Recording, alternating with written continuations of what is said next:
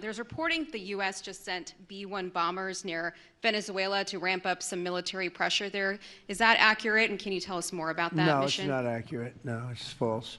But we're not happy with Venezuela for a lot of reasons, drugs being one of them, but also they've been sending their prisoners into our country for years under the Biden administration. Not anymore. We have a closed border.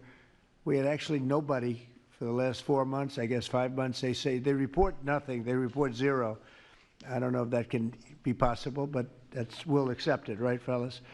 But we have closed borders. We have people coming into our country, but they only come in legally. We have the strongest borders we've ever had. We might have the strongest borders of almost any nation right now, and that's a big difference from what it was 2 years ago when everybody was pouring in. But we're very unhappy with Venezuela because of what they've done. They've emptied their prisons into our country. Nobody can do that.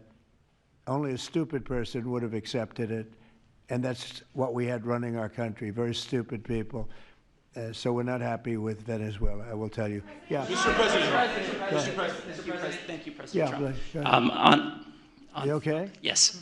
On fentanyl. We're going to lose Sorry him. about that. On fentanyl, we have President some Trump. good medical help right over there. That's all right.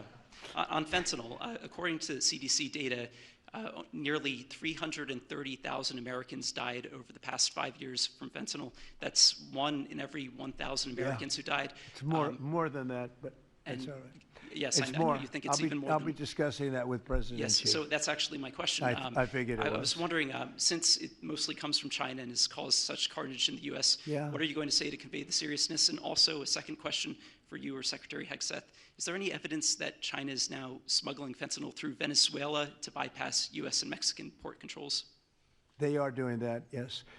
But they are paying right now a 20% tariff because of fentanyl. That's billions and billions of dollars that they're paying.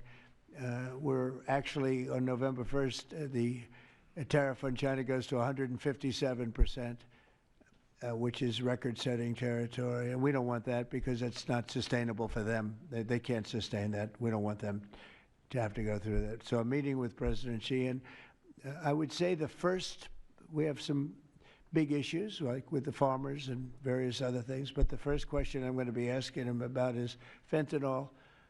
And if you think about it, they make $100 million. Think of this. They make $100 million selling fentanyl into our country, $100 million. They lose $100 billion with the 20% tariff. So it's not a good business proposition. It's $100 billion approximately that they have to pay.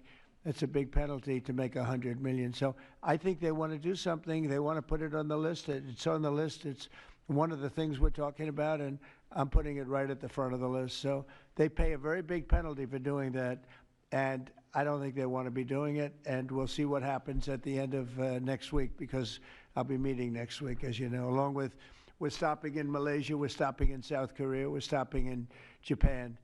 I'm meeting with President Xi actually in South Korea. So it'll be the first thing on the list. Yeah, please. Yes, Mr. President. On the drug boats, sir, has there been any discussion about capturing one so that you can show the amount of narcotics? We know everything about them. Yeah, Jennifer. We know everything about them. We know where they're coming from, who they're coming with, generally who's in the boat. I'll let Pete discuss it a little bit, but they have incredible intelligence. And, you know, usually when you see 5 engines, I've never even seen that before, but when you see 5 engines on a boat going about 65 miles an hour, loaded up with white powder in silver cases, generally speaking, that's not a good sign. They're not going fishing, right? And you don't see any fishing rods, right? So, Pete, I'll let you discuss that a little bit, please. Well, yes, sir. Likewise, generally you don't see fishing in submarines either, sir. So the U.S. military, as I mentioned, nobody better in the world at mapping networks, identifying who's connected to who, inside terrorist organizations. It's just the media is used to hearing that when it pertains to Afghanistan and Iraq and ISIS and Al-Qaeda.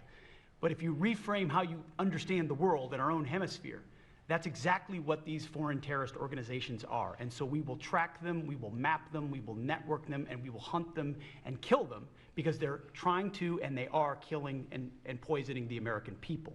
And inside that, we have all the license necessary, all the authorities necessary to take these kinetic strikes, and we'll continue to take them.